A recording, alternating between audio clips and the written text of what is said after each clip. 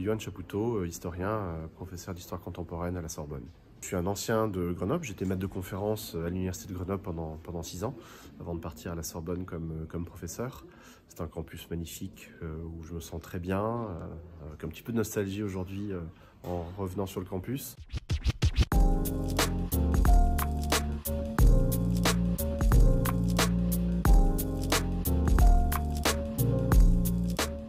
Ce qui est intéressant, c'est que il y a eu une promesse en 2017 qui était une promesse sociale libérale, de dépassement, etc., dont on s'est aperçu qu'elle se rigidifiait assez rapidement en réaction d'extrême centre. Je reprends ici une catégorie qui a été forgée par mon collègue de la Sorbonne, le professeur Pierre Cernat, à propos de la Révolution française, à propos du Directoire, et c'est une catégorie opératoire et très heuristique pour penser 2 siècles d'histoire politique française jusqu'à l'élection d'Emmanuel Macron en 2017.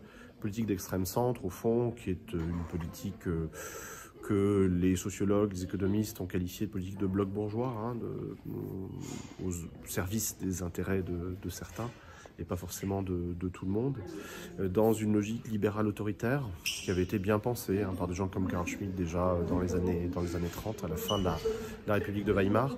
Donc on se retrouve dans cette configuration-là où au fond on a un extrême centre qui s'allie de manière assez nette avec l'extrême droite, comme on a pu le voir récemment à la lumière de certains votes, comme notamment le vote de la loi immigration.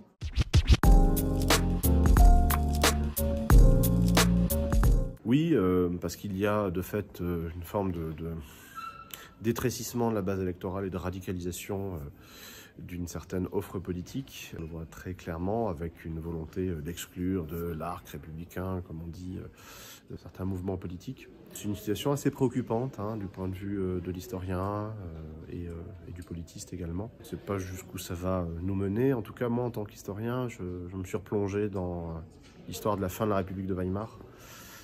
1932, comment se fait-il que les nazis arrivent au pouvoir alors que de fait ils sont en perte de vitesse électorale au second semestre 1932.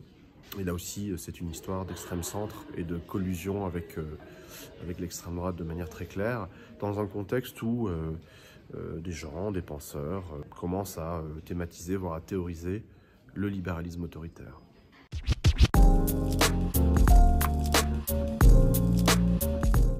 Moi, je trouve que faire de l'histoire, c'est une très bonne chose, c'est une très bonne idée pour lire la période contemporaine. Et on a d'excellentes historiennes, d'excellents historiens qui nous permettent de ne pas être dupes en fait de ce qu'il se passe, de mieux comprendre, de mieux décoder les messages politiques, les propositions politiques ou l'ambiance politique.